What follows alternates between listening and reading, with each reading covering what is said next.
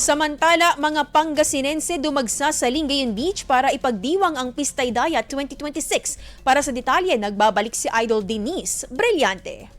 104.7 IFM. Report! Maagang nagtungo sa dalampasigan ang mga Pangasinense dito sa Lingayen, Pangasinan para maligo at para iselebra ang Pistay Dayat 2026 ngayong Mayo 1. Alas 6 pa lang ng umaga ay dagsa ng mga taong pumasyal sa Capital Beachfront sa Lingayen, Pangasinan noong Mayo 1. Sa panayam ng IFM News, digupan taon-taon na umano itong gawain ng mga Pangasinense kagaya ni Aling Josie para gunitahin ang Pistay Dayat sa lalawigan. Taon-taon kami nandito.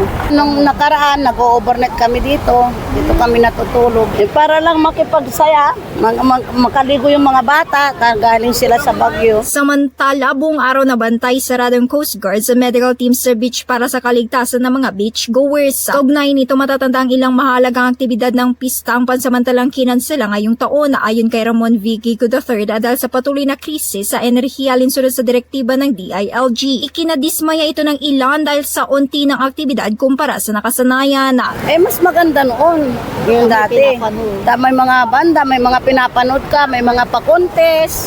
Ngayon wala Samantalang ang iba naman ay sumang-ayon sa desisyon ng pamahalaan upang makatipida sa gitna ng pagsirit ng gastusin. Okay lang naman kasi global crisis kaya kailangan sumunod tayo sa mga nila, yung rules nila. Sa kabila nito, ang mahalaga pa rin para sa kanila ay patuloy na pagselebra ng yamang dagat na mayroon ng lalawigan ng Pangasinan. Kasama mo mula rito sa IFM News, dagupan nito si Idol Denise Brillante, Tatak, IFM. IFM News. IFM News. IFM News.